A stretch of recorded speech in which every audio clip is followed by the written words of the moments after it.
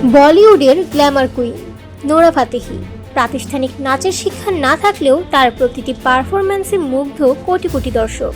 দিলভর দিলভর গানের পর যেন ভাগ্য বদলে যায় এই মরক্কো বংশোদ্ভূত অভিনেত্রীর। আজ তিনি শুধু ভারতের নন, আন্তর্জাতিক বলিউড তারকা হিসেবেও পরিচিত। কিন্তু নোরার ব্যক্তিগত জীবন নিয়ে আগ্রহের শেষ নেই অনুরাগীদের। তিনি কি সিঙ্গেল নাকি প্রেম করছেন কারো সঙ্গে? সম্প্রতি কপিল শর্মার শোয়ে হাজির হয়ে একেবারে খোলাখুলি উত্তর দিলেন নোরা। জানালেন তিনি এখনও সিঙ্গেল, আর ডেটে যেতে হলে একটাই শর্ত।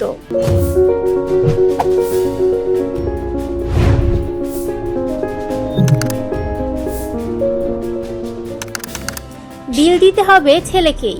শোয়ের বিচারক অর্চনা পুরং সিং যখন বললেন এই যুগে মেয়েরাও বিল দেয়, তখন নোরা একটুও না হেসে সাফ জানিয়ে দিলেন, আপনাদের ক্ষেত্রে হয়তো বদলেছে, কিন্তু আমার ক্ষেত্রে এখনো নিয়ম আগের মতোই।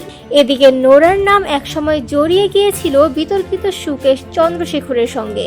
200 কোটির আর্থিক তছরূপ মামলায় উঠে আসে নোরার নাম, যেখানে দাবি করা হয় তিনি নাকি সুকেশের কাছ থেকে পেয়েছেন বহুমূল্য উপহার। সুকেশ আরও কিছু গুরুতর অভিযোগ করেন নোরার বিরুদ্ধে, তবে সেই মামলা এখনো বিচারাধীন, চূড়ান্ত রায় এখনো বাকি।